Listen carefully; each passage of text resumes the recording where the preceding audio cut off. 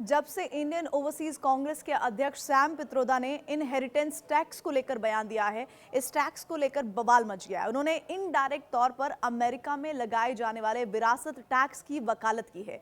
यह आने वाले समय में वापस से भारत में अमेरिका की तरह लागू होगा या नहीं, यह अलग विषय है, लेकिन इतिहास के पन्नों को जब पलटते हैं तो पता चलता है कि भारत में भी पहले इनहेरिटेंस टैक्स वसूला जाता था।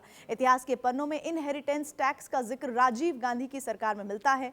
दरअसल एक ऐसा वाकया हुआ था कि तब के तत्कालीन वित्त मंत्री वीपी सिंह ने उसे समाप्त कर दिया था। तब ये कहा गया कि सरकार इनहेरिटेंस टैक्स के चलते काफी सारे मुकदमे में फंस गई थी और सरकार की तरफ से दूसरी दलील ये भी दी गई कि जिस उद्देश्य से इस टैक्स को लागू किया गया था वो पूरा नहीं हो पाया। सरकार का ये कहना था कि उस टैक्स से हुई कमाई उसके प्रशासन में किए गए खर्च से कम थी, इसलिए उस टैक्स का कोई मतलब नहीं था। यही वजह थी कि 1985 में से हटा दिया गया। तब इनहेरिटेंस टैक्स के तौर पर 85% टैक्स वसूला जाता था।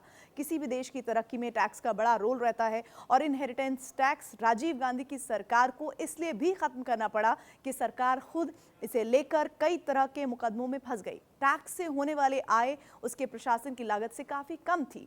अमेरिका में विरासत टैक्स लगता है। अगर किसी के पास $100 मिलियन की संपत्ति है और जब वो मर जाता है तो केवल 45% ही उसके बच्चों को दी जाती है, जबकि 55% सरकार रख लेती है।